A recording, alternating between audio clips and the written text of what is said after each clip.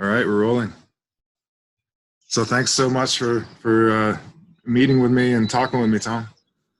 No worries, Stephen. It's nice to finally see you in person and chat to you in person. I've been following you for a while now, so it's cool to finally touch base.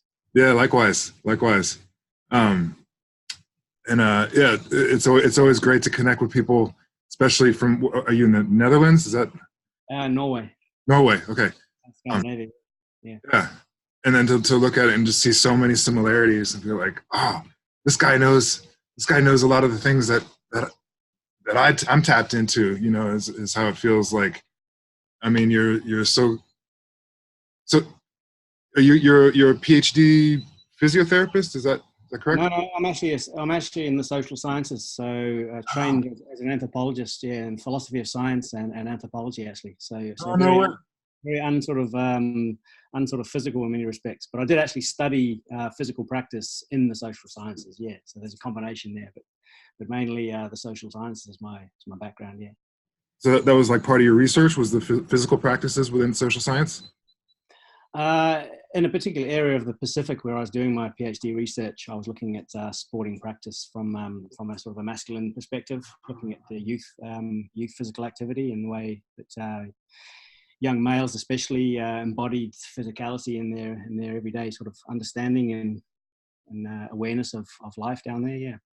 That's actually fascinating. Can we talk about that for just a minute? Sure. Yeah, I had no idea that was your background, but tell me a little bit about that research and what you were looking at and what you.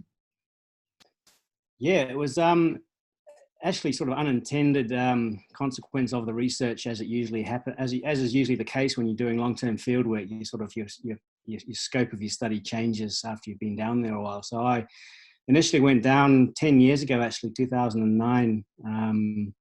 As a PhD student, I was involved with a program up here in Norway at the University of Bergen looking at Pacific alternatives, like alternative ways of looking at governance, alternative ways of looking at ways communities used religion, used social work, used NGO funds, etc., to kind of understand different ways of small-scale societies going about their everyday life, to see if we can, from a Western perspective, kind of learn different ways of understanding community-based organizations. So I went down looking at, with the idea of looking at youth really, the way that youth sort of looked at this crossover between traditional indigenous practices and understanding from an anthropological perspective, and looking at the crossover with Western influences of modernity and capitalism and money and social media and that sort of thing. So that was the initial case. But when I got down there, I kind of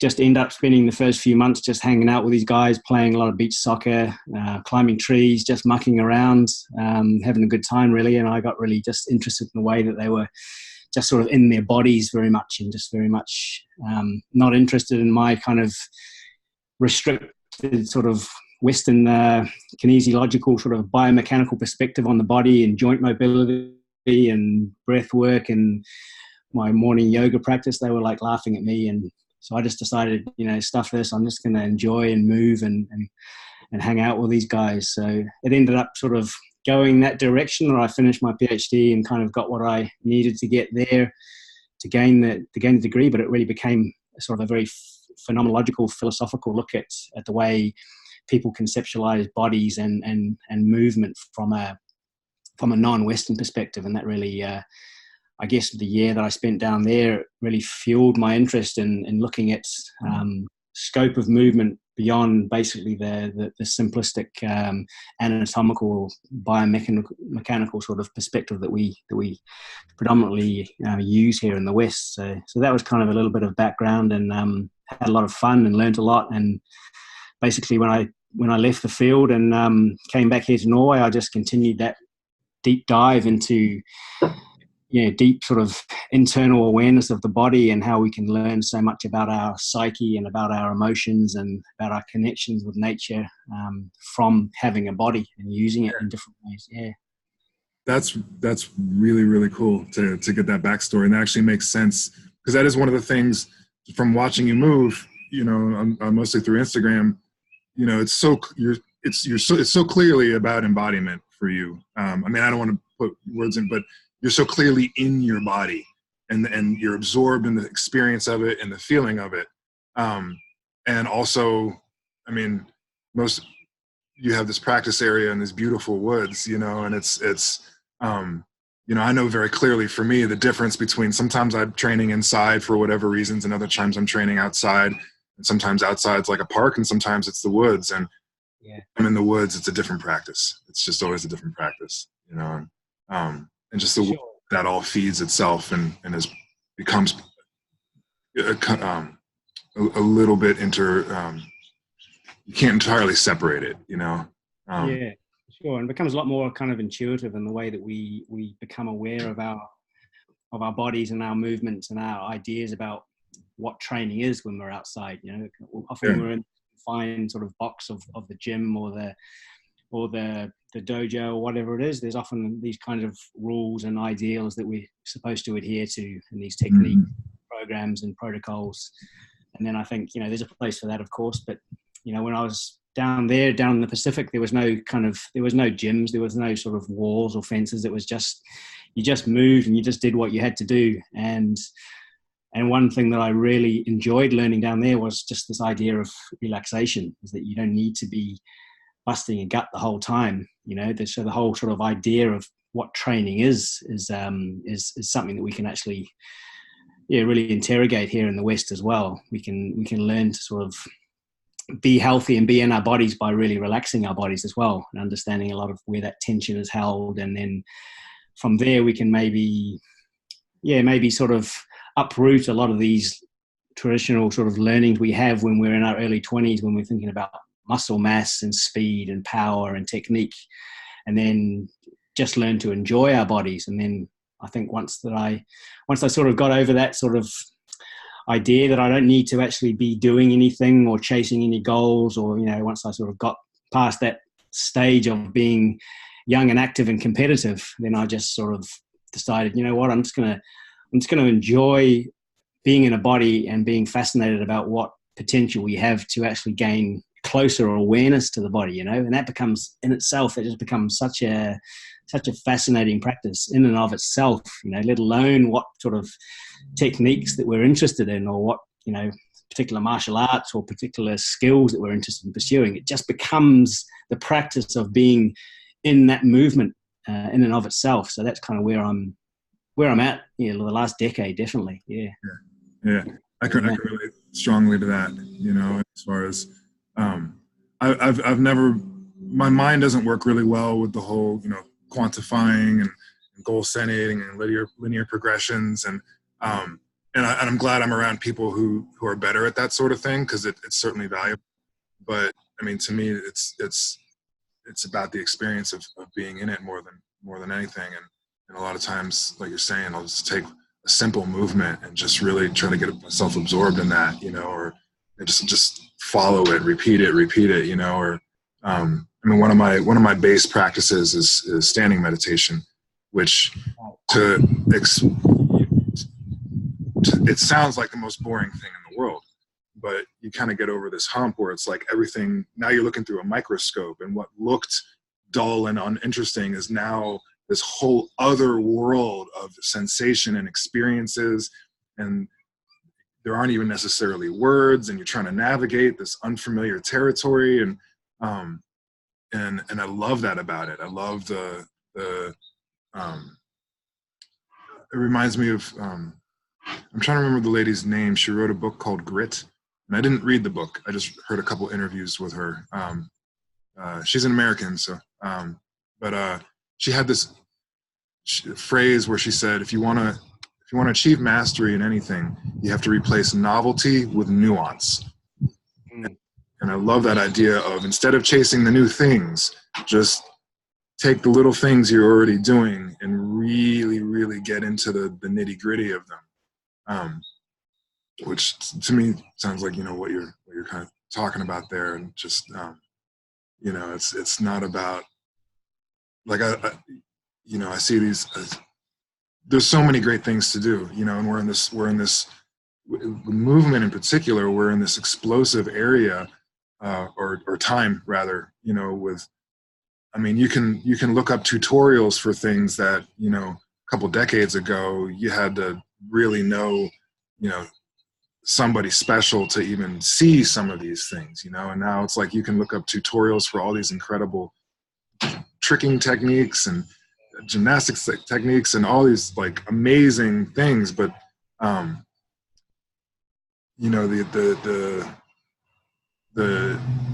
youthful exuberance, you know, of wanting to do all these things and learn all these things, you know, it's a little different mindset from like, all right, how do I learn to just feel really good in my body, you know? And I'm wondering whether that comes with age as well. I mean, you know, there's no sort of right or wrong way to sort of conceptualize physicality or training or health or embodiment or anything. And it's like, you know, just looking at my own, thinking back about my own story. And I of course went through that typical stage, you know, growing up and being really interested in skills and performance and competitiveness and trying to outperform my peers and trying to, you know, late teens kind of put on muscle mass and trying to sort of look at the aesthetics and trying to gain a sense of identity and through my body and through my physicality. And, you know, it was like novelty was a really important thing. And then of course along came social media and really exacerbated that, because suddenly you were made aware of all these, like you said, these crazy parkour athletes and these climbers and these weightlifters, and suddenly everything became accessible.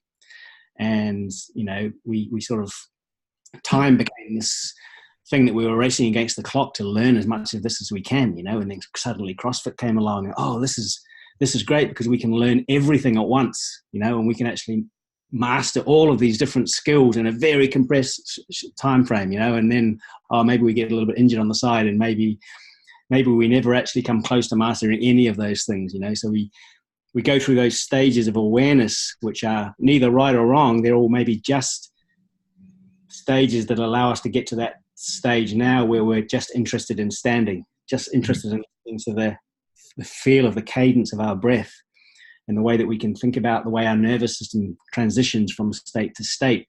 And those nuances, those little micro nuances that we find in the most so-called simplistic practices become extremely complex in and of themselves. It's extremely fascinating. And it's not to say that it's not cool to still play on your social football team or still go and be competitive in the, you know, the over 40s bike races or anything, but it just means that you can be a bit more kind of patient with your time and aware that, you know, we only have our bodies to really give this feedback. And if we're going to try and, you know, externalize our practice by making it so competitive or skill based or chasing some sort of goal, fictitious goal, then we're not going to be here right now in this present moment. So we're going to miss this beauty of the breath. We're going to miss this sensation of tension in the body and this balance, this play with gravity. We're going to miss that, you know? And it's, so then it becomes this whole deep meditative practice of awareness. And then we sort of start to learn about our emotions and about all of our inner sort of traumas that are coming up to the surface. So it's like, it's this cascading effect, you know what I mean? Yeah. That's great. Yeah. And I don't mean to look down on any of those other things by any stretch, you know, sure. But it's, you know, a friend of mine, well, I'll skip the story, and it's, you know, part of what you're talking about is, you know, it's a bit of the esoteric versus the exoteric, you know, the internal versus the external and that sort of thing. And I think at a certain point, each of us are called to find our own balance with that, and that can change, you know. But, you know, I work with, and I've been that athlete, and I work with athletes who are, their body is just a workhorse. Like they can do amazing things with their body, but feeling it is not one of them, you know. And I know for me, part of it was I was just trained to ignore pain, you know, and that was part of the training of will, in a sense, to just do regardless of all the signals that are coming back. And, you know, and a lot of that is, you know, training to overcome the mind and the fears of the mind and the limitations and fatigue of the mind. But so can very easily lead to, you know, just completely ignore what your body's actually telling you and accomplish the task. you know, at times where that's critical. You know, the ability to do that has saved many people's lives, you know, for sure. But living there, you know, you don't get that. The feedback has to come back both ways, you know. And like you were saying, I forget the words you used, but using your body, receiving the feedback from your body, and feeling the sense, and interpreting the sensations and signals, and using that as a connection with the rest of the world. You know, that's a different thing. To me, that's a much more full experience of actually living and living through your body and in your body. You know? Yeah, for sure. And it's it's, you know, it's fascinating. I kind of like to think about the body as just a tool, you know, just one of many different tools that we can tap into in order to gain further awareness of who we are in this realm, whatever this realm is, and whatever kind of words we use to conceptualize this realm, this reality that we're in. The body, just like the mind, just like awareness, just like consciousness, just like different plants that we can use, you know, what ways that we can fuel our body, exposure to the sun, to the earth, they're just different tools that we can use to kind of gain more sensitivity to the present moment of being alive, because it's all there, it's all within us, right? But it's just, as soon as we start to kind of chase anything or externalize the experience, to think that somehow the experience is beyond us and we just have to work harder, push our body harder, study harder, train harder, whatever it is, in order to achieve some sort of state of further awareness. So for me, a big kind of a huge breakthrough, I guess, in the last, you know, not one particular moment, but just in the last decade or so of my practice, has just been very kind of trusting of the present experience, that I can really tap into everything if I just kind of still myself and give myself a lot of, there's a lot of humility and a lot of trust within my own body. So I've learned to really trust my body. I don't know about my mind. You know, the mind is a kind of a funny thing, because it's just always, you know, every 7 seconds or whatever, there's something coming in, and it's like, sometimes it's getting stuck there, other times it's moving on. It's like, but I really learned to trust my body, you know, and I've had a few of these experiences that I've spoken about a few times, a couple of near drowning experiences when I was young, a couple of experiences where I've, you know, fallen into these kind of deep depressions where I've just really just hammered my body hard in physical training, especially on the bike, just spending hours and hours fatiguing my body so much that I could sleep, kind of thing. And in the end, I kind of had this sort of an ambiguous relationship to my body, not really understanding what it was doing for me in terms of doing me good. It was more just a sort of a tool that I had at my disposal to kind of use when it wasn't feeling too rough, you know, and it was feeling really bad. Recovery was not good. So then I kind of learned to develop a lot more gratefulness and love for my own body, and realize that I have so much trust in the power of my body, and I can always turn to my body for those deeper sort of signals of wellness. Mm-hmm. And when the mind was kind of a little bit offline, you know, and fragmented as it often is when we're growing up, you know, different turmoils and different experiences that we've got to try and, or we're told that we're supposed to try and rationalize and deal with, and, you know, get our head around things. But for me, it's been more about, well, I'll just allow my body to kind of get around it. And then maybe from there, once I'm feeling okay and good in my body, then maybe the mind will follow, you know. So it's kind of been reverse engineering, if you like, for the way that I've coped with a lot of difficulties that I've been through. Yeah. I can relate. And I think, I mean, just as far as, one thread, there's a lot of threads in there. One thread is just about how our relationship to our body, I guess, but also our physical practice, you know, how that is linked with our emotional state, you know, and is kind of can be cause and result of, you know, and I know for me, you know, part of why I kept training for a long time, even when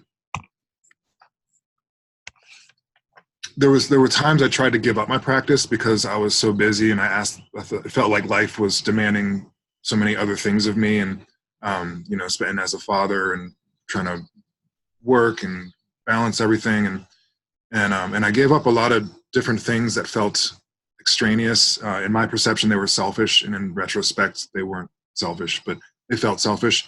And I tried to give up my practice, my physical practice. And I didn't last very long before I was just a miserable son of a bitch that nobody needed to be around.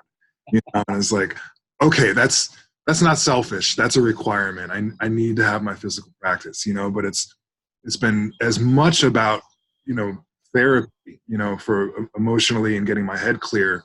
It's been as much about that as anything else, especially when I was younger, you know. And it sounds to me like, you know, because I went through a phase where I had to push myself, and it was like some of that was just trying to get the emotions to move through my body. You know, it's like I had to push myself hard in order to really feel like I wasn't stuck, and that's no longer baseline for me. And some of that's probably aging, and some of that's probably, you know, I'm in a very different emotional state. But you know, it's just interesting. I don't have really answers, you know, but I think it's really interesting to look at that, you know, look at the different qualities of our practice and our emotional state and how it correlates and how it comes from. And for me, I've had to tweak a little of that. Like I wasn't getting enough.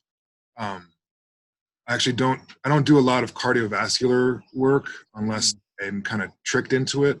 Like that's part of why I you know, still do sparring and, you know, things like that. And is because otherwise I would stop before I really got my lungs to go, you know, do what they want to do. And and I noticed when I wasn't doing enough of that, you know, I was there was kind of I was calm and I was relaxed, but I didn't have the fire to really kind of maintain the joie de vivre, you know, and like to really have the passion that I wanted to have.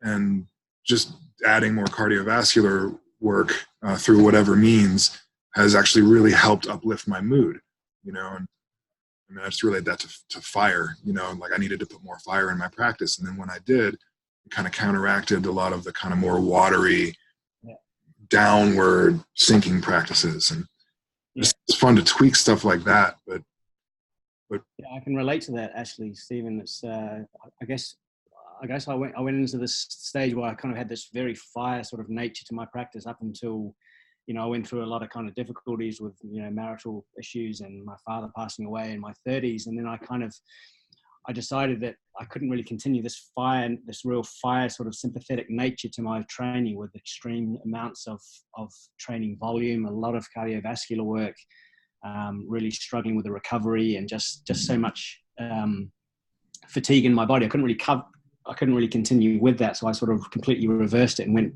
back to this sort of parasympathetic internal sort of awareness where I basically just dropped all of that volume and then just looked at the very sort of sensitive sort of side of where the tension was held in my body and ways of trying to alleviate that, especially in lower back pain, hamstring pain from all the cycling, neck pain, all that sort of stuff, and having really a reversal of the way that I approach training from a healing perspective.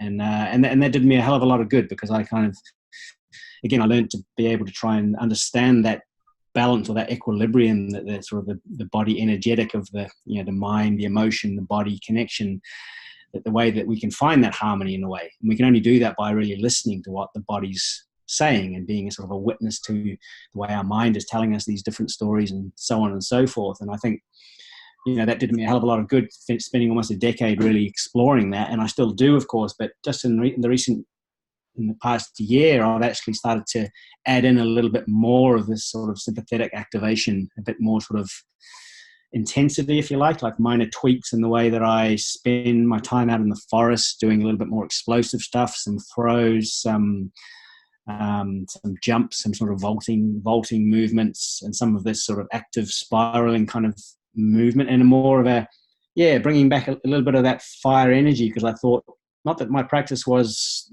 that I was worried about my practice or that I was bored or anything, but just to try and somehow bring a bit more energy, if you like, into the practice from a feeling perspective. And actually really starting to enjoy my practice a lot more. Not that I wasn't enjoying it, but it was maybe stagnating a little bit or becoming maybe a little bit too sort of esoteric in a way, if that can be, if there's such a thing as a sort of an esoteric body practice. I never thought about that actually. I believe so. I believe so. I never thought about that until now actually.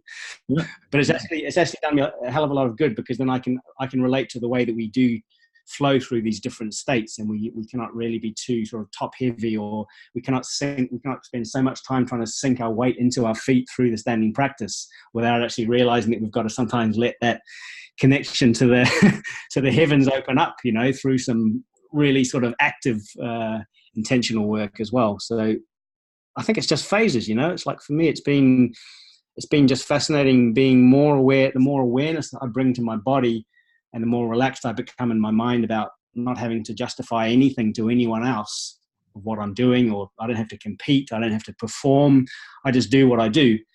That makes these questions become really kind of interesting in and of themselves, you know. It's like, so what is the body kind of really wanting? Or what is the mind telling me that my body wants? Or what is my body telling my mind that it wants? You know, these become really the foundational essence of my intuitive daily practice, you know, just exploring these threads.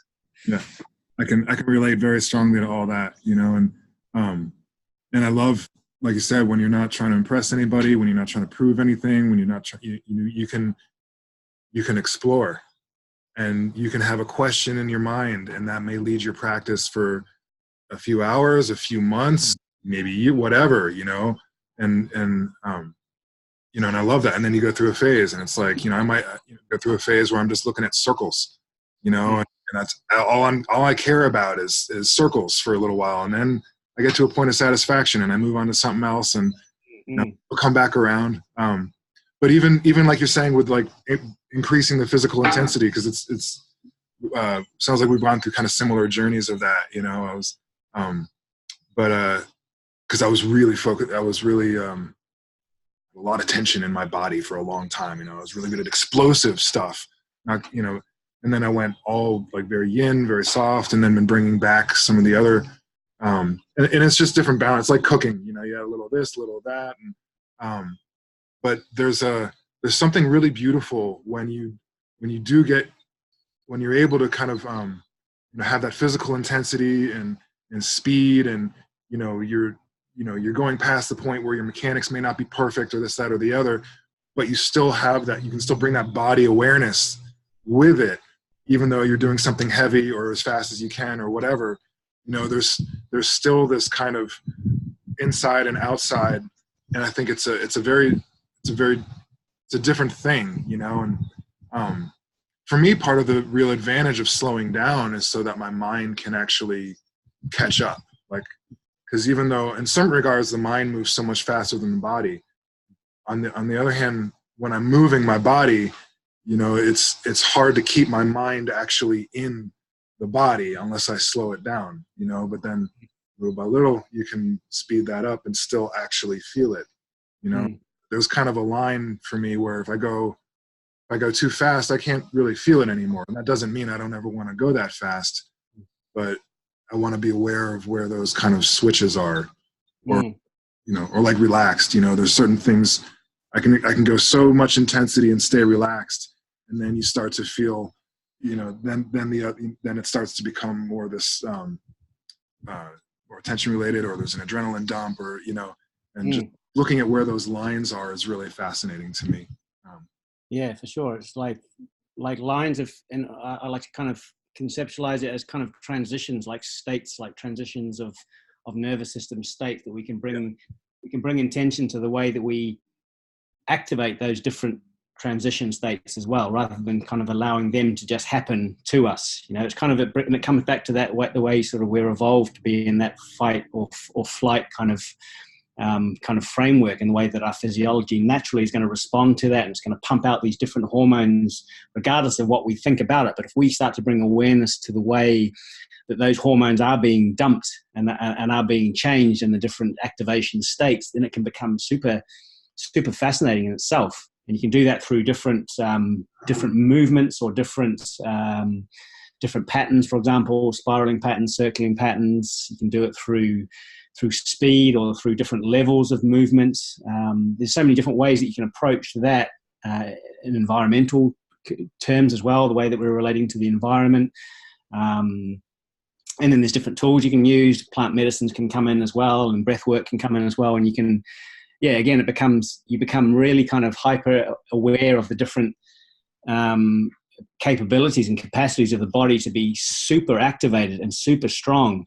And then on the other side of that, how the body can just be in this pure sort of bliss state of super parasympathetic chill state. And that's a really beautiful feeling as well, to be able to touch on both of those polarities with awareness, because then you really feel sort of justified with the intention of what it is that you're doing. It doesn't become just luck. Oh, now I feel pain and that sucks, I wonder what that is. Or now I feel really chilled, but it's not going to last. You can kind of actively move in and out of those different states with intention, and that becomes in and of itself like intentional practice, or the practice of intention. That's something you can actually explore in itself. Find a couple of different movements that you like. If you're a climber, or if you're a boxer, or if you're a footballer, whatever it is, find a couple of common movements that are interesting, and then bring in the intention of those transitions to those movements. And it can be valuable for anyone, I think, who has a body, regardless of what practice that you're involved with. Absolutely. And one of the things you mentioned there, just about, the interplay between our physicality, the movement, the practice, the intention, and our neurological states and our hormonal states, and just the fact that those circuits go both ways, and that we can actually affect our hormonal state. We can actually affect our neurological state through the practice, or through different aspects of the practice, and I think that itself, that is an esoteric physical practice, I think, or it can lead there. But I think just even acknowledging that there's something a little esoteric in just the acknowledgement of that, And I think there's always going to be, those of us who are going to be kind of dabbling in that more than others, and I think that's fine as well. And I think people who are kind of trying to contact me, and they're kind of interested in this stuff, but they don't really know what questions to ask, and it's also from my perspective as someone who does do some coaching and teaching and stuff, it's hard often for me to kind of try and sort of make this some sort of package that's easily accessible for people who are just kind of starting. The young guy who's just finished with his CrossFit and he's interested in doing something a bit more. He's got his PT license and he's interested in learning about this embodied practice. Like where do you start? What do you do? And I've always wrestled with this, over the years. Like, how do I kind of hold these workshops with a different tweak that's going to give people something valuable to take from it, rather than just a sore head? Like, what the hell is that guy talking about? So I always say now, or at least in the last few years, I've always just kind of told people that the place that they're in now is always the perfect sort of stepping stone for this kind of investigation. So just be very aware and very, very attentive to what kind of questions and sensations are coming up in your own practice. And then from there, you can actually build your own deep embodied practice from that. So don't listen to me, don't watch what I'm doing or do my kind of weird stuff, because that's just me. That's just my way in. That's just the lens through which I kind of manage to kind of interpret this stuff and enjoy this stuff. But for you, it might be completely different, So I don't know whether you have any kind of ideas about the way that you approach that question when you get these young people asking, like, how do I incorporate the stuff that you do into my practice? Yeah. Well, I love what you said about it, because this has been something I've struggled with as well, with teaching and how to package it, and because to me, a lot of what's interesting to me, I'm very tangential. So, I might be doing, working the mechanics of the hip, and then suddenly I'm thinking about planetary motion, because to me, it's all the same kind of idea. And some people ride that well, and a lot of people are like, what the hell are you talking about? One of the biggest challenges for me when I started teaching and wanting to teach more was, especially, because for a few years I was really just into that deep dive of, I just wanted to feel what my body was doing, and I didn't know how to speak when I was in that place. And then I would try to speak and I would stop feeling my body. And then I'd have to go back into my body and then I'd forget how to speak. And so just making that bridge has been really challenging for me. And I've gotten better. It's still a bit of a challenge. I still feel a bit of a split awareness. And I have, but then as far as, how to personalize it, because I mean, what I'm interested in the people I work with, what I really want is to help them develop their own practice. And I want that to be guided by their ability to feel and sense and inquire and do some exploring and experimenting. And then, and there's, I try not to be too structured, but there's there's safety, as far as, how we're approaching certain things. It's been a struggle for me. And it's like, because a lot of my background, my teachers were very, traditional might be the right word. Rigid is definitely a word. It was like, this is the way, the only way. And if you're doing it another way, it's wrong, and then I'd study with somebody else and they'd go, what is that? Throw that away. Do it this way, which was very frustrating. But then after a while, I finally had to give myself permission to just start exploring, because, it's like religion. If everyone else is going to hell, we're all going to hell, if there's only one true one and we can't figure out what that is, and it's like, and I had to learn the quirks of my body, and I had to learn, that if I try to make it look right, it might feel wrong. And sometimes it feels right, it might look wrong. And then just learning, okay, well, what's the intent? Is this for strength? Is it for speed? Is it for relaxation? Is it for opening up my joints? Is it for different things? And it's like, okay, well, and then how do you transmit that in a weekend, And so, I don't have an answer, but I think it's a really, I think it's the question I'm working with as well. Part of what I've been working on with the folks I've been training with is giving a loose structure, and then giving lots of permission to explore, but making sure we check all the angles of this joint and of that joint. And then you need and what I need are going to be different things, but here's a way to kind of reference that. And some of that is, I think, just building the kind of the body maps and the mind body maps of, the more I get to know my shoulder, the more I'll be able to figure out what it needs, Yeah. And I think, like, from that mechanical perspective as well, like, there's the whole mobility thing. It's become a kind of a pop thing, and it's become, a lot of people are kind of going down that path, and mobility is about everything, and active mobility, and it's good and it's interesting. I think it's really crucial that you kind of look after your body from a structural perspective, but that's only in order to lead towards something that you're actually enjoying, or that's going to give you meaning. You know what I mean? It's like in and of itself as an end, it's kind of for me, it's kind of boring in a way. It doesn't really allow too much more deeper bodily awareness, because it doesn't stop at the way that the body is in terms of a structural perspective. That leads to more sort of deeper thoughts about the way that we connect with our loved ones and to our, the gods around us and the plants and the animals and our senses. So it's like you can prepare your body, and there's a lot of people out there who are good at helping you prepare your body, and for me, I'm not too interested anymore in kind of competing with those people, because it's almost like it becomes a box, or it becomes a category, Mm-hmm. So I often say to people that approach me about the mobility stuff, it's like, well, I can kind of help you a little bit, but I'd recommend these other guys because they're better at it and they're more passionate than I am about that. So do that. Get your body in order. Line up your ducks and clean up your diet and make sure the sort of the physiological sort of processes are in order. And then we can kind of start to talk about the way that these questions are being asked, and the way that you're sort of lining up your intent on a daily practice, and the way that you're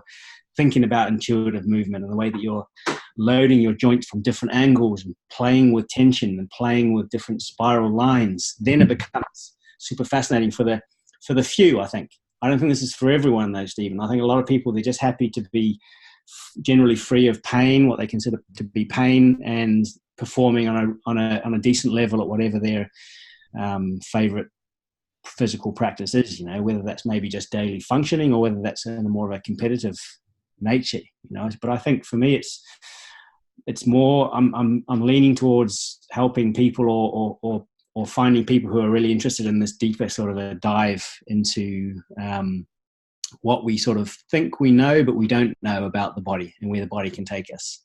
Mm-hmm. And that fascinates me, because it unravels so much of these taken for granted sort of questions and knowledge and that we have from our our undergraduate days, or our certificate in this kind of sports science or whatever that is, and it makes us think, well, what I learned between the ages of 18 and 30 and what I'm actually doing now and thinking about now and practicing now, it's a different kettle of fish. You know what I mean? Yeah.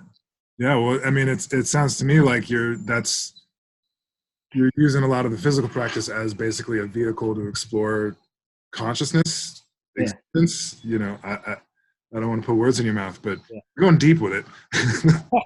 No, it is, and again, it's not because it's for the pure reason I just enjoy being in my body. I just enjoy moving. I enjoy being outside. I enjoy the sensation of feeling alive. The connection with the sun, feeling cold, feeling warm, feeling fatigue, feeling. I just simply enjoy that. That's what drives it for me is the enjoyment, and I would never continue doing this if I didn't enjoy it. So at the end of the day, it can be taken in all these sort of philosophical routes as well, but it's about pure enjoyment. And if I'm not enjoying what I'm doing, then I'm not going to continue doing it. You know what I mean? I don't have any of these kind of deeper sort of hidden meanings about trying to uncover the philosopher's stone or whatever through these spirals or coils or anything. I just do it because I enjoy it, and it helps me kind of calm my mind, my thinking mind, because I'm often in my head, so it helps me kind of relax and just be able to breathe and it's a meditation, Yeah. Oh, I had several threads there, but I'm right there with you. I mean, joy is what has kept me going with my practice. Right. And that's what has also kept me to change it. It's like you say, sometimes I reach a plateau or I burn out, and so I need to feel a different direction. But also just that animal spirit, and again, this gets back to the different elements of practice of there's times where I was really, my physical practice was really kind of feeding the observer inside, which is very valuable to me. But then there's also times where, like I was saying, one of the changes was I had to start feeding the animal spirit again. Do some wind sprints. I did wind sprints the other day. I haven't done wind sprints in years. And I was like, it feels good, and to be able to awaken the senses and present. This is it's making me wonder.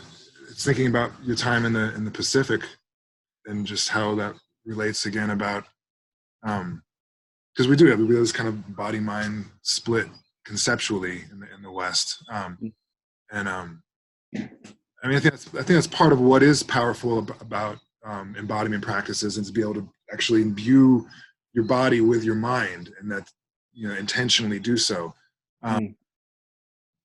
but also living from different places, living in the head versus living, feeling the breeze on my skin and hearing the birds in the background, and these are very different states of mind and being.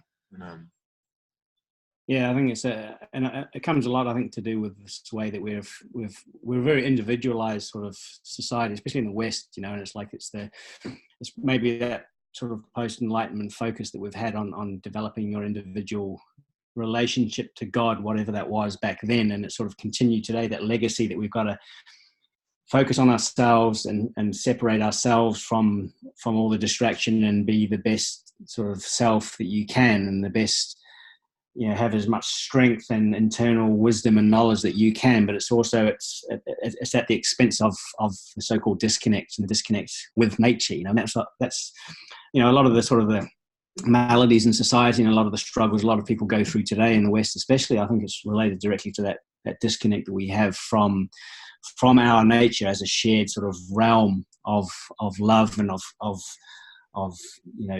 biodiversity and symbiosis, and the energetic connection that we have by being human in nature, as nature.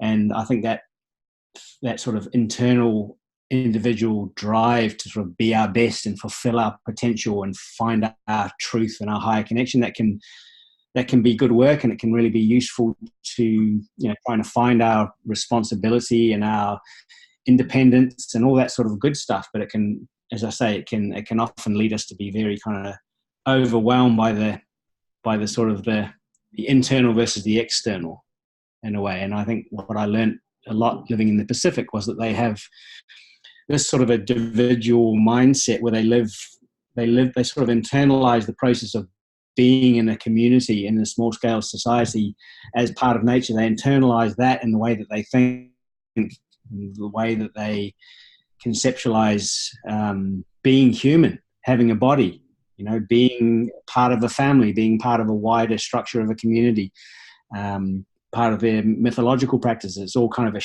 almost like a shared perception. And it was very difficult for me to kind of understand that when I was down there, how that they were sort of not speaking too much about their individual sense of self-worth, or the individual sort of sense of being in a body. They were kind of always almost talking in third person about the way it was just part of nature, and they were just part of nature, and their movement was the way that they moved was sort of dictated by the energies around them, the seasons, the access to food sources in the water or in the forest, or the spirits that were present in the communities at that stage. They were very much thinking of themselves in a more of a holistic perspective. And for me, of course, coming straight from Western society in New Zealand, coming there, that was kind of new to me. It took me a while to kind of catch on to that,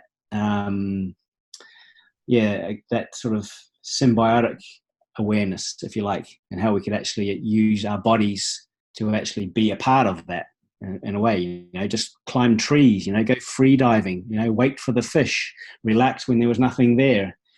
You know what I mean? I don't know. It's kind of hard to explain that stuff, but it's just maybe what I'm trying to get to is that we can get a little bit obsessive, I think, with this deep dive into our own internal practice, and we can often forget that we're not an internal sort of an individual separated being, but we are a part of our surrounds. And if we listen to the deep signals within us, then they can often lead us to wanting to immerse ourselves more in those relationships around us, in the plants and in the weather, and not focusing too much on the material sense of being separated from all that. It's all interesting stuff, it's all open-ended questions, because I don't know, I just explore these things, find it interesting. I love that. I can relate exactly what you're talking about, and I mean, even just the sense of, if I walk through the woods and I think I'm just a guy walking through the woods going from point A to B, I'm going to walk very, very differently than if I'm walking in the woods and I have friends and neighbors all through. The birds are talking about me, and the animals are either hiding from me or they're cool with me, or if I'm aware that I'm walking through a living thing with a bunch of other living things as a living thing, I'm going to walk very, very differently, and even like we were talking about, can you wait for the fish? And it's like, that's one of the things that as a body and as a mover in the natural world, there's a lot of stillness, A lot of waiting around. And waiting. A lot of waiting around, yeah. A lot of waiting around, yeah, and a lot of being cool with that, accepting, which is very much as a mental as well as physical practice, but just that acknowledgement that, like, people living close to the earth, whether it's people today or in our own lineage or whatever, or just when I get the time to be in the woods, I feel different and I move different, and when I do practices like Qigong in the woods, it's a very different thing and even in my backyard, which is great, there's nature. But a couple weeks ago, I got to go to some old, really healthy old woods, and it's the same practice was just a different experience. Mm. There's a some of that was just about the felt sense of relating to the old trees and everything around me. But when I say that, it almost sounds like a cognitive construct.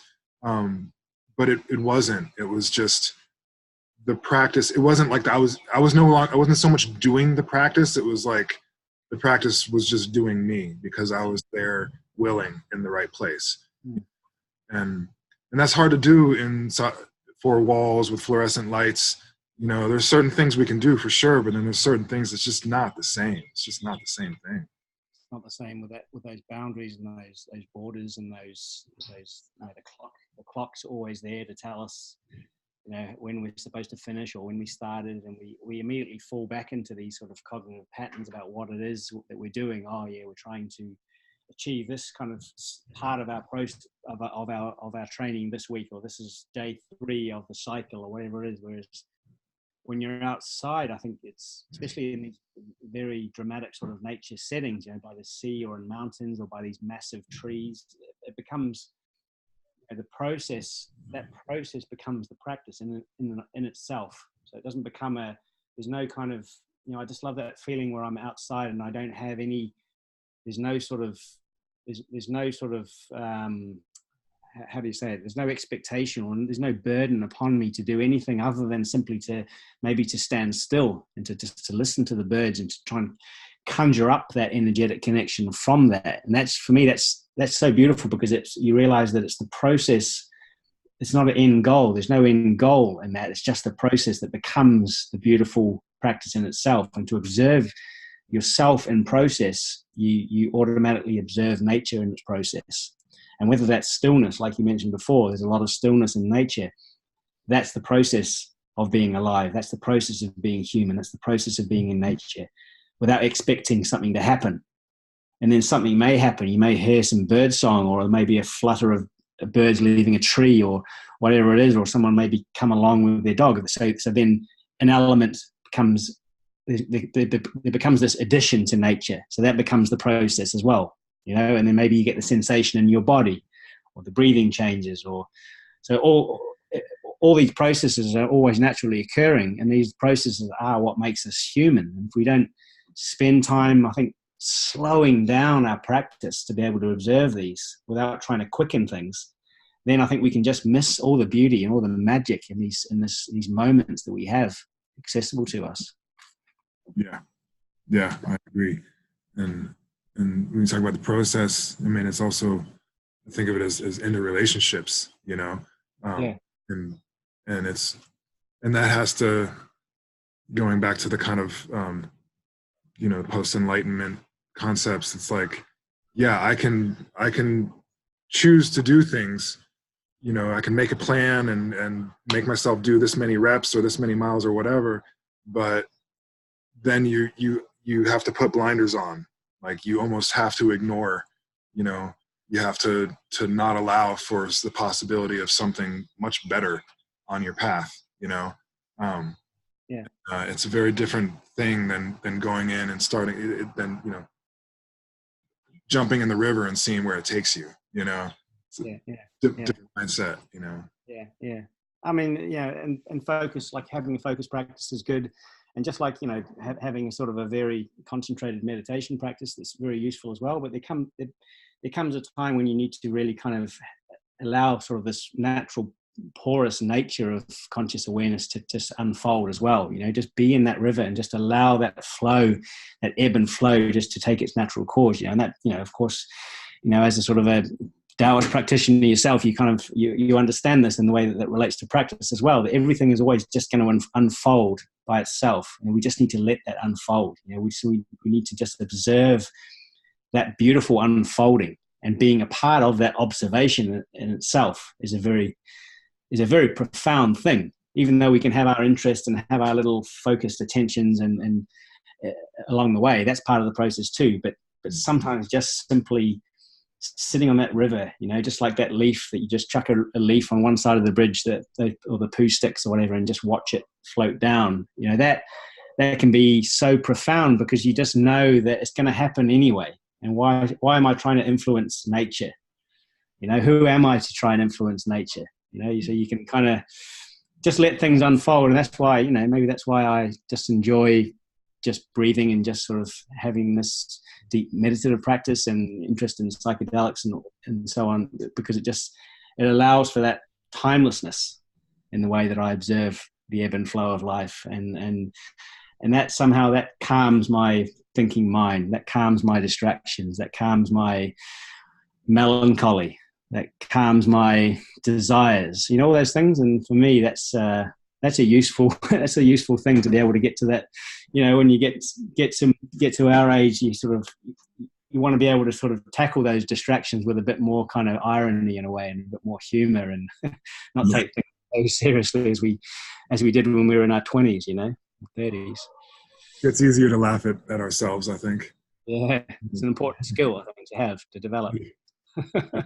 Agreed. And what we were just talking about, I mean, that was just a perfect representation of I mean, part of doing the practice for me, and especially like you're talking about, of learning to trust the process, of learning to just be present with the journey and the adventure of it, and I mean, some of that is it just reminds me of how much I do that in my physical practice, because I'm still trying to convince myself in life, to just trust the journey, and be cool with it the same way I'm cool with it when I get into the zone and I'm doing my practice. Do that with life, dude, and I mean, that's part of why I'm still doing it, is remind myself, Oh, yeah. Yeah.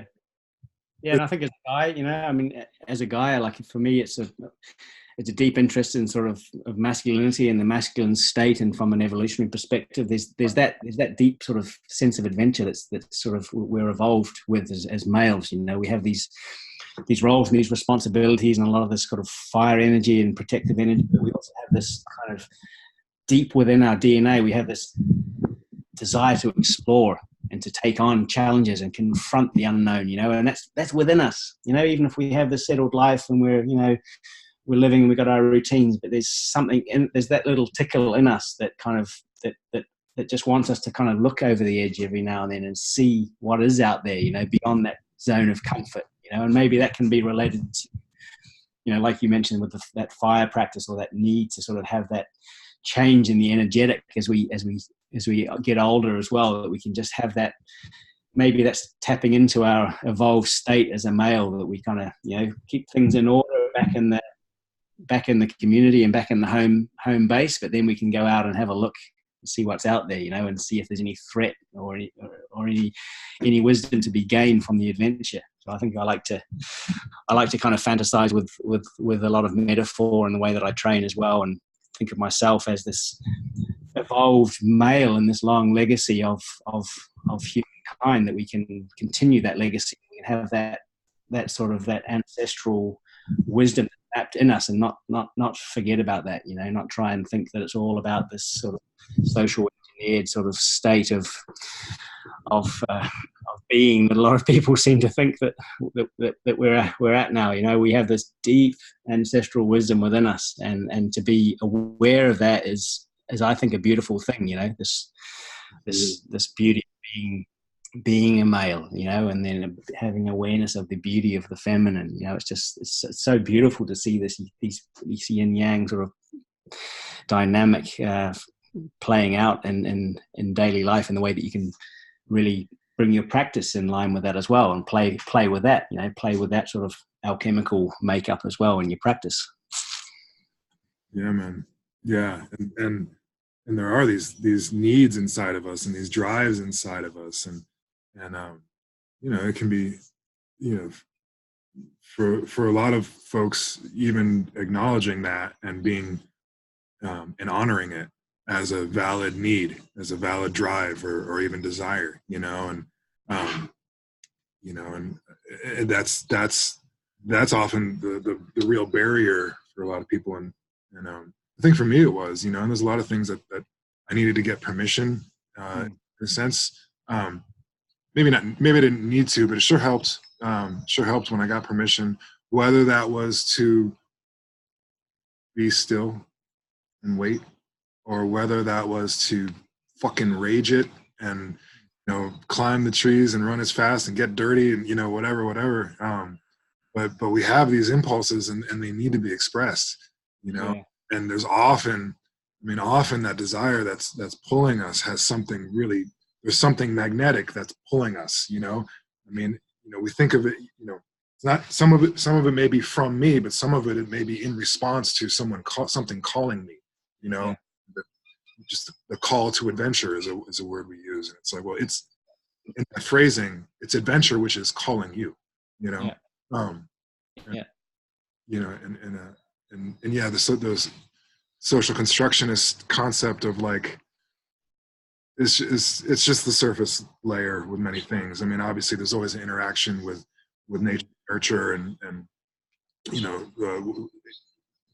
social contracts and social interactions and innate needs, but it's given way too much weight, in my opinion, with a lot of things. I mean, we are a thing long before we're influenced by other people, and there's a lot of problems in how we're influenced by other people, for sure, but it's, I think it's about getting back to who are you without that shit, Yeah, that's you right. underneath all of it. Yeah, and I think there's. I mean, I'm seeing definitely. I'm seeing. I think a revival and a lot of this kind of more of a focus on the deep sort of biological wisdom and the framework that we have and that we're born into as well. And people like Jordan Peterson are often talking about a lot of these archetypes and the way that they've sort of allowed us to be so successful and so strong and so amazing as we are right now, and not kind of just easily dismissing that. Can you speak up just a little bit? Yeah, not. I was just saying that there's a revival, and I think the way that people are looking at the way that these biological frameworks are really influencing the way that we're processing our desires and our needs and our struggles these days, and just not to sort of dismiss that, at a whim because it's not politically correct or it's sort of insensitive or whatever to talk about these things, and I think as long as we're not harming other people, or we're showing a lot of respect to other people and their processes of understanding this life, then I think it's such a beautiful thing to tap into a lot of these energies and desires. And if people want to go on this hero's journey, then what's wrong with them doing that, and embodying this beautiful process that we're born into, and yeah, I don't know, I just shake my head sometimes whether it's the effect of social media and that everyone gets a say these days, regardless of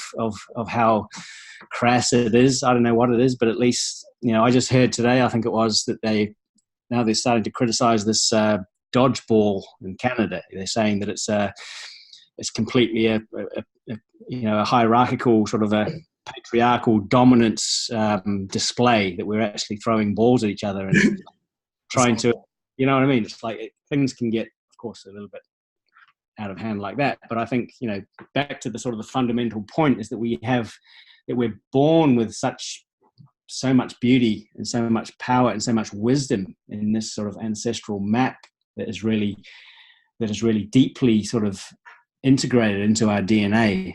And whether that's from a male perspective or a female perspective, it conspires to lead to this beautiful cohesion, and this synthesis between the heavens and earth, and the nurture and the energy and the expansion that we have today. And it's important for me to talk about these things, and it's important for me to bring some of these elements into my physical practice and the way that I coach people or guide certain people. It's important to really to speak about these things, or else we'll be just kind of left with this very kind of a weak soup, sort of a very passive, sort of non-active state where no one is really doing anything of consequence, and then for me that's equally as destructive, if not more, if you're not really living out your desires in a very kind of a honorable, respectful manner, and I think that's something that I see myself, if I was to have some sort of deeper meaning in my coaching practice with these young males, especially that I'm working predominantly with, is to try and just encourage them to take a lot of pride in their masculinity, and really not be ashamed of that, and to really use physicality if they want to be stronger.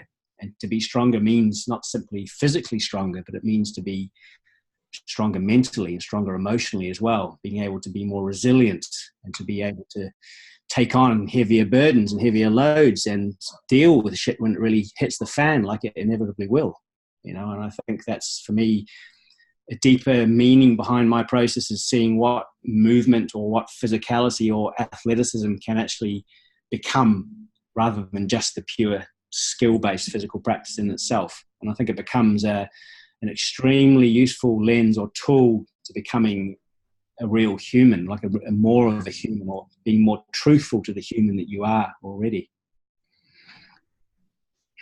I found myself saying more and more, you know, that my ultimate goal is just to be a real human, you know, and people take that different ways, you know, but I mean, there's a number of places around the world. I mean, to the Taoists, that's actually a high honor.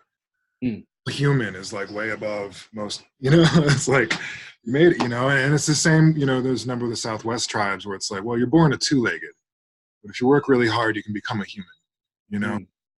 Maybe work really hard isn't even the right phrasing, but just that idea of like having the fullest experience of life, but also critically of authentically being you know, whatever that means, you know. And like you said, I mean, it's you know, there's so much with all the other things you're talking about, with the perspectives on it, and the gender politics that get woven in with the social constructionist stuff. But it's like, you know, but this, you know, it's like the Buddhists are always asking, are you adding layers, are you putting layers on, or are you taking layers off, you know? And it's, you know, I don't believe I know who anybody should be. I'm still trying to figure out who I really am, you know, but the more we can help people, you know, the more people who can be authentically them, you know. I know I had a lot of rigidity in my body and in my emotions in my past, you know, and it took a long time to work through that, you know. And it's like, there's real dangers at repression, you know. There's a saying, whatever you repress grows stronger, and it often does, and then it'll squeeze out sideways, you know. It's like the priest who takes a vow of celibacy, not to pick on anyone in particular, but without a technique and without a real clear understanding, sometimes that comes out sideways in really, really bad ways, you know. And it's kind of a gross example, but, you know, just it doesn't ultimately serve anybody to try to repress who we actually are, you know. And of course, we have to figure out how to do that in ways that don't harm anyone else or disrespect anyone else, or that sort of thing. But like, trying to mold ourselves into an idea, whether it's our own idea or someone else's idea, it's gonna fuck us up at some point, you know. Absolutely. At the end of the day, it will, you know. And that the whole authenticity thing has become a bit of a kind of a bit of a byword, like the social media age, a bit of a sort of a hashtag thing there, hashtag authentic and stuff. But really, if we sort of think about the deeper meaning of what authenticity is, it's a lifelong practice, and it's about finding that truth and finding that real kind of sense of awareness about how we are, you know. What's the malevolent side of us, you know. What's our vulnerabilities, what's our inner rage, what's our real long-term struggle, and being really authentic about that is a really tricky thing, because it's not just a trend, or it's not just something that we can kind of tap into a couple of months of the year, or on some retreats, or after some psychedelic experience. It's something that we really need to embody on a daily practice about what that authenticity is, you know. And things like simple, like you say, like standing practices, seemingly simple but very complex, because it's that whole gravitational sort of pull that we cannot really fake it. You know, if we're authentic about our practice, we can still ourselves and we can stand and we can see where a lot of that reliance is held, if you like, and we can see where a lot of that release can take place.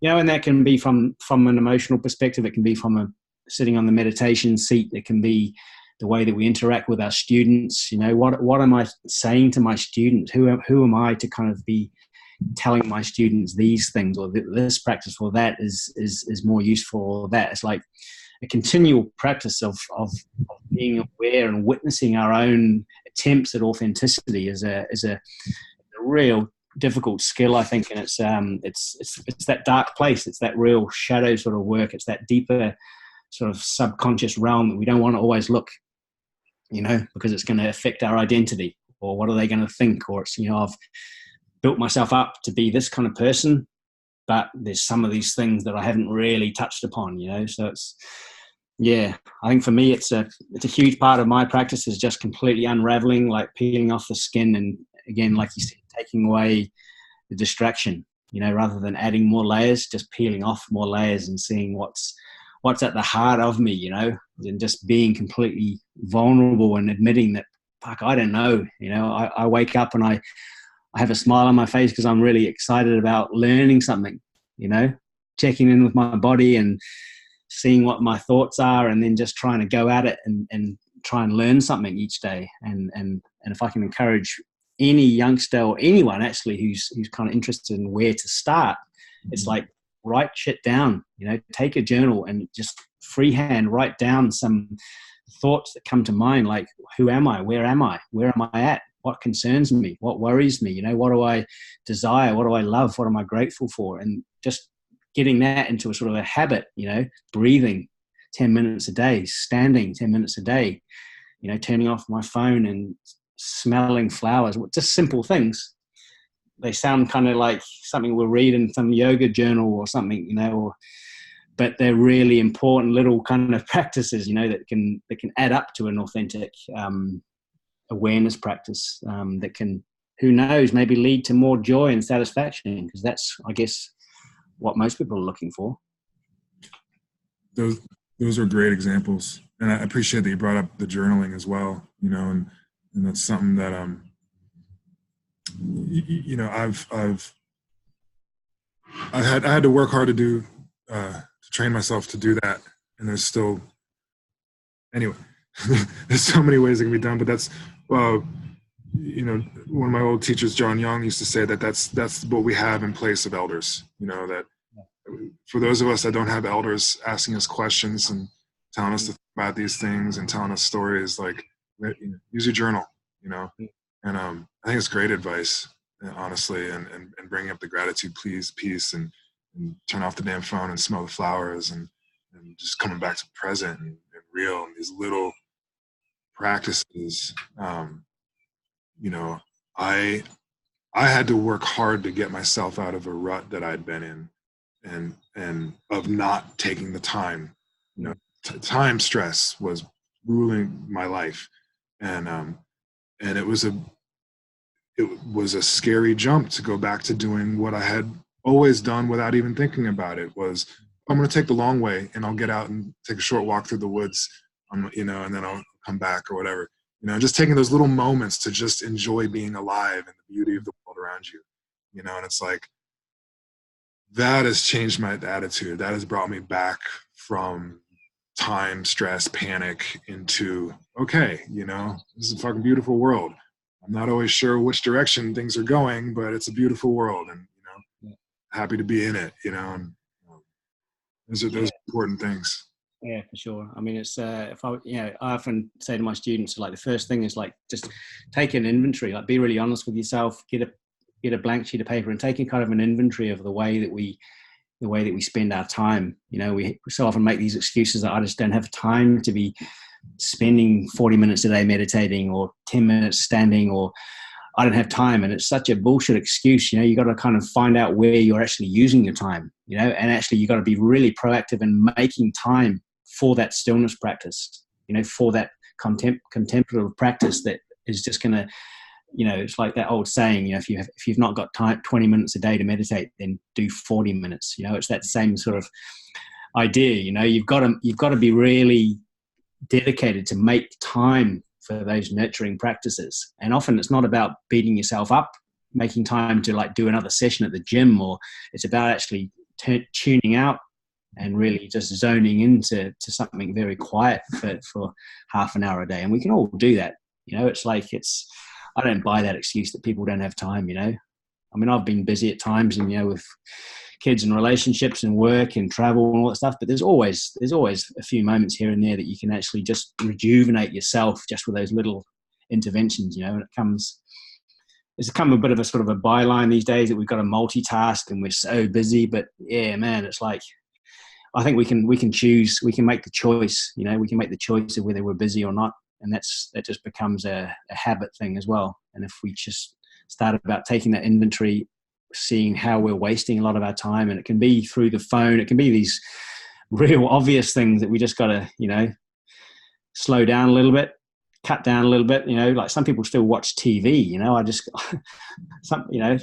am amazed, like going to people's houses and they've got this massive TV on, and I was like, well, why is that on? Like, don't you read, or don't you like breathe? And like so anyway, but who am I to say that? It's just like, it's just my example, Stephen, and it's like, it's the way that I've kind of worked through stuff over the years. Mm-hmm. I think I've got to a point where I'm kind of reasonably sort of at peace with the way things are going now. And that's just through curiosity and just through humbleness and through gratitude and really just a love for life. And if that's going to sort of lead me to the pearly gates, then I'll be happy with that, Yeah, man. Yeah, just your passion for it comes through really clearly, and I mean, spot on. It's like, what could be more valuable? I mean, everybody has to figure out what proportions of what they need for themselves. But yeah, anything that makes me more alive and more impassioned and more grateful to be here, well, that's a valuable practice. That's what I want to keep doing. Yeah.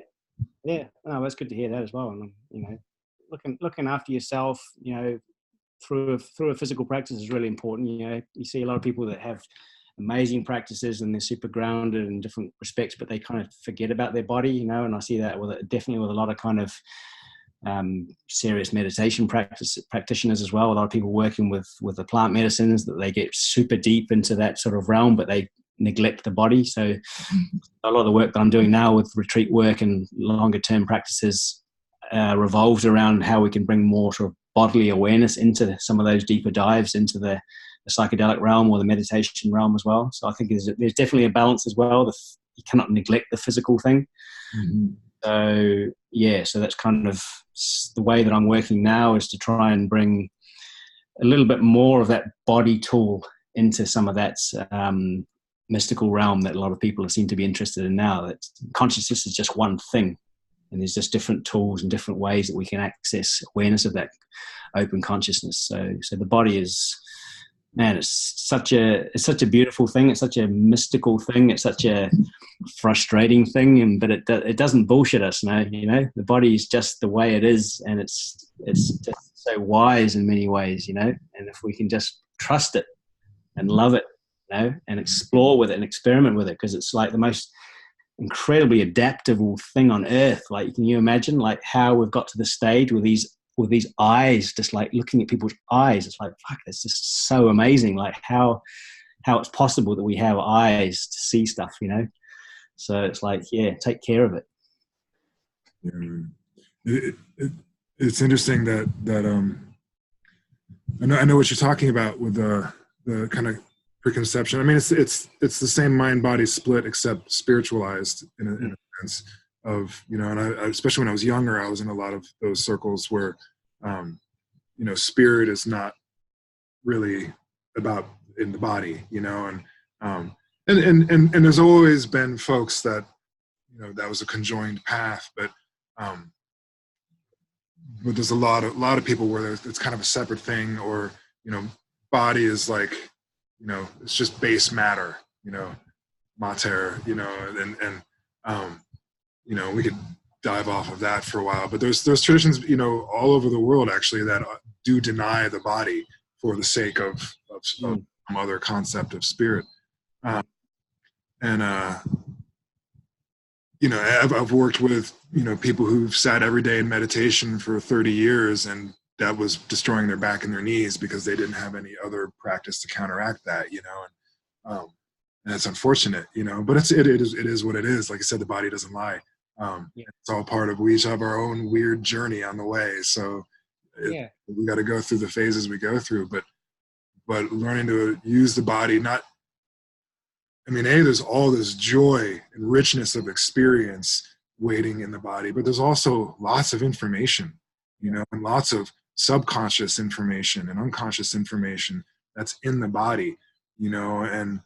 And I know from my own personal experience, and for a lot of folks, that rigidity is often a tremendous effort to repress the actual signals that are coming from the body, you know. Especially things, you know, like we were talking about earlier with, if it's an unfashionable desire, I can just lock that down and not feel it, you know. And it's scary to start feeling things, you know. And even interestingly, with some of the pain science, it's like often unfamiliar sensations can be interpreted as pain, but then as you actually get to know the thing, it's no longer pain, it's just information, you know. And learning to even have that observer effect with pain, you know, and just observe it. It's just information. You know, there's so much in there, but it's a lot of scary, murky stuff, and it doesn't have clear-cut boundaries, and I'm not sure what's good or bad. And, you know, it's a very irrational world sometimes in there. Yeah. It's this filter, it's this two-way filter, or not two-way, but it's just this filter that's moving stuff in and out like energy. If you think of however you conceptualize energy, you know, the energy, but it's just this transmission of, and often when a lot of this sort of shit is getting brought to the surface, it can be extremely uncomfortable, right? It can be extremely uncomfortable to have bodily sensations, to have emotional sensations, to have fatigue. And that's often it's just a lot of stuff is just being released, you know. So however we practice releasing stuff from our emotional body, whether it's physically or whether it's energetically through you know, deep sort of soul work in our psyche, it's going to cause a lot of these murky waters. And I think a lot of that sort of patience that we have to be aware of is the fact that it's never just going to be in and out. You know, it's never just going to be waking up one day and everything is gone. We're so loose in our body, and our minds are so clear, and we're so at bliss with everything. There's going to be these kind of transition periods where things are murky, and we're going to get confused, and we're going to wonder, am I doing it right, or am I on the right path? You know, and I think spiritual health involves a lot of kind of humbleness and humility in that process of allowing kind of that energetic cycle and those spirals to work within us. And often that takes time for a lot of that shit to come to the surface. And for me, it's been a tricky one, is trying to understand when I'm doing too much and when I'm not doing enough. And I guess as I've aged, it's come to that point where I just need to be even more patient, you know, and allow the process. Because again, it comes back to the fact that the body knows. The body is like always trying to harmonize itself. It's always trying to get to that sort of homeostasis and find that way with the way that we're eating, the way that we're moving our body, getting access to light, you know, the way our circadian rhythms are being honed, you know, the way our hormonal balance is getting back in sync. It's always trying to work for the best for us. But as soon as we start to try and override things and think that we're getting one step out, or our mental processes are sort of getting one step ahead of the process of our physiology or of our biology, then it can get kind of tricky, you know. Then a lot of that emotional state can become really difficult to deal with as well. You know, we can start to look for these external fixes, if you like, you know, start to medicate ourselves, or start to go down these spirals of bad behavior or habits, or, you know, destructive behaviors. It's a really tricky one, you know, but I think it's all spiritual health. You know, it's all about just bringing that spirit to awareness. And we each have a unique way of trying to sort of work with that alchemy as well. And whether it's through more of a focus on a bodily practice, or more of a focus on a sitting practice, or whatever it is, it's it's the same thing. Yeah. You know, about awareness, and it's about patience, and about love of the process, and just not giving up. Not giving up. Yeah, man. Yeah, man. I think that the internet was getting a little wonky there Oh shit. for a moment. I think we got most of it, but Okay. I'm thinking it might be wise to start wrapping it up. Yeah, man. It's been a good chat. Thanks for This has been great. My connecting, Stephen. Yeah. Yeah, I'm pretty full actually from there's a lot in there. There's a lot of juicy stuff. I'm like, I think at this point, if anything else I say is just to hear myself talk. I think there's been so much good stuff, and it's been fun, man. I really appreciate being able to pull on these different threads and all the interconnections, because to me, that's what's so rich about it, and it's, and things aren't in these neatly defined boxes. We can look at one area at a time, and that's useful, but it's like, fuck, it all just relates. It's all just about being alive and Yeah. aware and being a living being, and all the mysteries underneath us that are part of us that we don't even understand easily, and exploring that, and the adventure of just being alive and how that relates to the practice. I love it. Yeah. Amen. It's and again, it's not about working everything out. It's about doing our best to get ourselves, into that state of feeling well and feeling alive, but also just diving into that mystery as well. Because being part of the mystery is being human, and that's something that we're quick to forget. That mystery is some sort of weird practice for some of us weirdos. But mystery is part of being human. And to be really fascinated by a mystery, and to use your imagination, and to see that as a just as crucial part of being human as anything else, or anything sort of logical or rational that we dive in after, is in my opinion really essential as well. To have that to really nurture that creative capacity that we have to experience the mystery, and just to have fun with it, to talk to people about it, to write it down, to make something, to draw, or to just to find something that can actually take us out of that rational realm of trying to be normal, or live these sort of normative sort of realms that we're fed from being at school and being educated in this traditional way. Be creative. Yeah. Get used to the messiness of the biological processes and the unknowns, and if we stay in the rational, it's so easy to think things make sense if we just ignore the things that don't make sense. And to dive into all that, to the unknown, to me, seems like every day at some point, just the mystery of existence pops into my head. It's just, how does it even exist? How does it all exist? How do I exist? Yeah. And I think it was just part of probably why it's refreshing to get out of my head and into my body, and get out of time and any destination, and just be present with right here and now, because that's enough. Yeah, it's true. It's fun talking about it as well, but it's it's in a way there's a limit to the way that we can talk about it as well. I think it was Wittgenstein, or one of these German philosophers, says the limits of my language are the limits of my world, something like that. So sometimes it's nice just to kind of tune out, and just to be with yourself and be with that mystery. And often that can be a deeper sort of a realization of our reality in the spoken word, or trying to think about it as well. But I hope we've made some sort of sense, and tried to sense in our own sort of logical realm anyway, trying to talk about this stuff, because it's fun, it's fun. Oh, I had a blast, man, and I appreciate being able to talk about it with somebody, because I get tongue tied with words, because I don't have the right words a lot of times. So it's nice to be able to just kind of riff and wander, and talk about the thing rather than having to name all the things, But yeah, man, it's been a blast. I really appreciate it. No worries. Contact info, if that sort of thing you want to leave with folks. Yeah, Primal Movers, usually on the Instagram is usually the place where I'm most up to date there. Or if you can just do the old Google search, you'll probably find me. Just Primal Movers is most of the social medias. Yeah. if anyone wants to connect or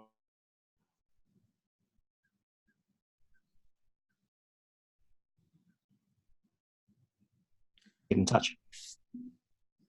You might, something's going on with the internet. It's getting a little wonky again. You still there, Tom?